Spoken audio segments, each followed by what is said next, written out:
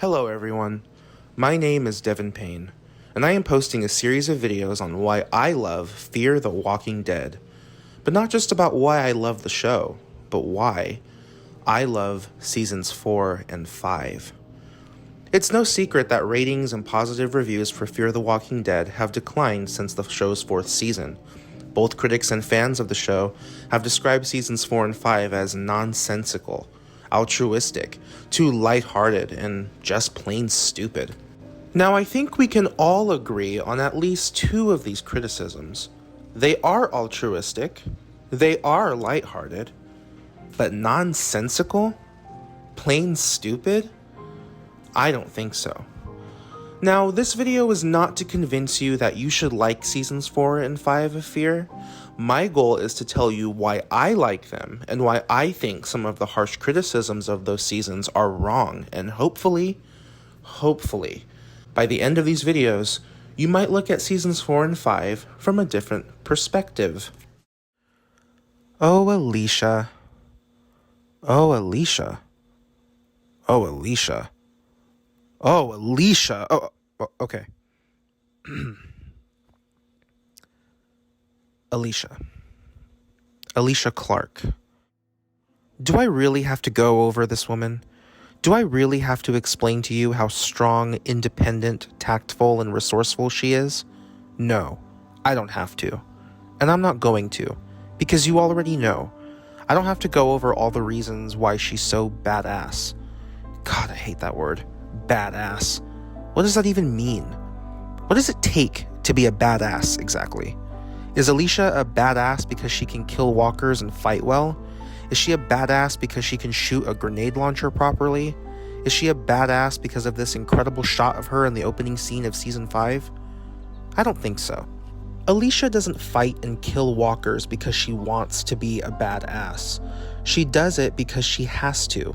She does it because she can. She's not trying to be a hero, she's doing what she believes is the right thing, not because she wants recognition or praise. That's what makes her a character that I and many other people like. Alicia is tough, but she's also caring and compassionate, like her mother. Sort of. It's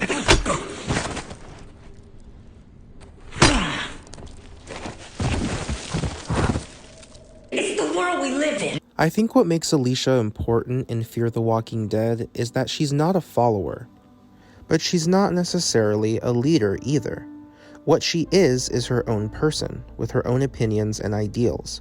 She didn't even really want to follow her mother. Alicia went out on her own, especially after calling Madison out on her own mess, which we already went over in the last video. You're just like them. You're worse! You're heartless! Don't say that! You don't have feelings! Alicia! No wonder Dad was so depressed. He was living with a goddamn corpse! Enough! Since the beginning of the series, Alicia has shown a determination to fight and survive, and she's proven multiple times that she's more than capable of holding her own in a fight, particularly in the second half of Season 3, where she plays a hand in rescuing the survivors of Broke Jaw Ranch after Troy Otto shepherds a horde of walkers to destroy it. After meeting up with the survivors inside the underground pantry, Alicia takes charge. She quickly assesses the situation and realizes that they are trapped in a room with a compromised ventilation system.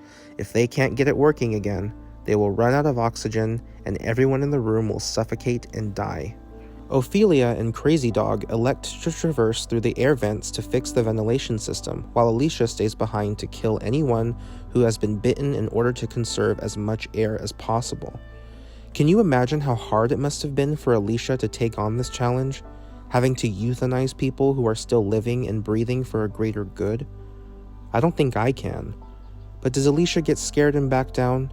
Does she step away from the challenge? No. She steps up and presses onto it. They need you. They need you because you're strong. Don't break on them now. When she asks the bitten people of Broke Jaw to step forward, she doesn't demand or threaten anyone into doing so. She asks calmly and with compassion. The more of us there are, the less time we have. So we're asking, for those of you who have been bitten to come forward. It was this attitude, I'm sure, that made these people bravely come forward. They did what Alicia said because they respected her. I can see why fans of Fear the Walking Dead were disappointed when, in the second half of Season 5, Alicia decided to stop killing walkers in favor of, wait for it, painting. Yes, Alicia wants to give up fighting to paint. But is that a bad thing? Let's take a look. I've already explored how Alicia is her own person, not exactly a leader or a follower, but someone who makes her own decisions when and how she wants to. Morgan, I'm going in. She makes those decisions because she believes it's right for her and/or the people she cares about. That's just Alicia. So when Alicia decides that she wants to put down the sharpened gun mount, to paint, of all things, who are you to judge her? Who are you to get angry? Why get upset at Andrew Chambliss and Ian Goldberg for writing a storyline for Alicia where she gives up fighting for her own survival just to paint trees? Why think it's stupid and unfitting to her character when it actually makes perfect sense? In fact, I'll go a step further and say I think it would be stupid and unfitting for Alicia's character in Season 5 if she wasn't painting trees. And here's why. Alicia Clark, a beautiful, bright woman in her late teens, about to graduate high school. She has a boyfriend, but her father is dead. Her brother is a drug addict. Her mother is trying to blend her family with the family of her fiancé. Then, a zombie outbreak hits. Her boyfriend dies of an infection. The woman that she's known her whole life, a woman that babysat her as a child, dies. No, that's not Matt. He's not like that. He's not like that, Mom. Matt's not like that. That's not him. That's not Matt. She's forced to flee the city she grew up in and watches it burn to the ground. Her whole life has been completely and radically changed.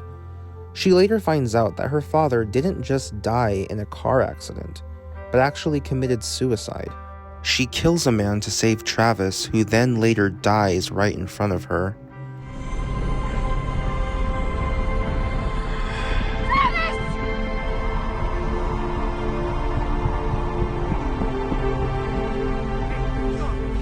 Then, a man she falls in love with is killed. She narrowly survives a horde of walkers and then nearly dies of asphyxiation. Then, she's forced to work for a man who could turn on and kill her at any moment. And then, she survives a dam explosion and nearly drowns. Then, her mother dies in a fire. And then, her brother Nick is shot and killed. Then, she nearly dies in a plane crash. And then, to top it all off, she is nearly killed by the very weapon that she's been using to protect herself. In the first half of Season 5, Alicia and her friends crash land in a plane on a site in Texas that is soon discovered to be radioactive. Some of the walkers in the area have been contaminated. Alicia is warned to stay as far away as possible from these contaminated zombies, but in Season 5, Episode 7, she accidentally kills one of the infected while trying to protect a group of children and is splashed with some of its radioactive blood. Not only that, her only weapon is possibly contaminated, a weapon that she has trusted to protect her for a season and a half at that point. Now, she has nothing to protect herself with. Nothing. The possibility of getting radiation sickness and dying and becoming not only a walker, but a radioactive walker? That would freak anyone out. I am not surprised at all that after everything Alicia's gone through, that this would be the last straw. I completely understand why she wouldn't want to go anywhere near that gun mount after where it's been. Alicia is ultimately decontaminated by grace, and so is her weapon. But still, man, Alicia is still freaked out. After everything Alicia's been through, one has to ask, just how much more trauma can a woman take? I know she's strong, but even someone as tough as Alicia Clark must have a limit. This woman went through literal hell for 2 years straight, so excuse her if she wants to take a break from killing the things that have been trying to eat her. Alicia is a formidable fighter, but does that mean she's not allowed to get scared or take a temporary breather? During her quest to help people with Morgan's group, she comes across a young man named Wes. Wes is a painter, and he inspires Alicia to paint, which isn't out of place at all, because in season 1, we see Alicia is into that sort of stuff. Art and painting and music. Her old boyfriend was into that stuff too, and she makes his drawing on her forearm a permanent tattoo. So her interest in art and painting has always been there. It's an aspect of her character that was present since the pilot. Kudos to Andrew Chambliss and Ian Goldberg for remaining consistent and once again drawing from the original 3 seasons to craft the story of the original characters from those seasons into the new ones. So no, you will not convince me that Alicia's character was ruined beyond repair when she gave this answer after Charlie asked her this question in season 5. When we find our new home, what are you gonna do? I kind of hope I get the chance to keep doing this. What does painting do for you? I don't know. When we first started, I hoped finding the artist would help me. You know, it was how I wanted to be, if that makes sense. If art makes sense, But it's kind of the only thing that makes sense to me. Oh, how some fans groaned after hearing this response. Alicia painting trees for the rest of the series? What? No way. Yes way. What exactly did you want Alicia to say when Charlie asked her what she wanted to do after they found a home? When we find our new home, what are you gonna do?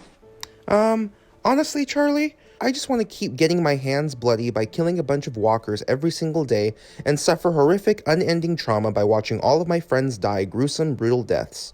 Because that's what Walking Dead fans want to see. Yeah, that would have been a satisfying response.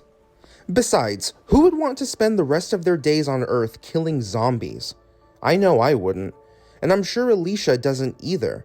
I'm sure none of these characters want that, even though they may have the skill and capacity to do so. Just because they can fight doesn't mean they want to. Come on, can we please give Alicia a break? Can we give her some time to wind down? If the woman wants to paint, let her paint. Besides, did you seriously think she was going to stay this way forever? Even Andrew Chambliss and Ian Goldberg are smarter than that. This was just a moment in time in Alicia's arc. Give her a chance to breathe and develop, why don't you? Because we all knew sooner or later she was going to pick up that sharpened gun mount again, which she does end up doing, by the way, and be the badass we all know and love her to be.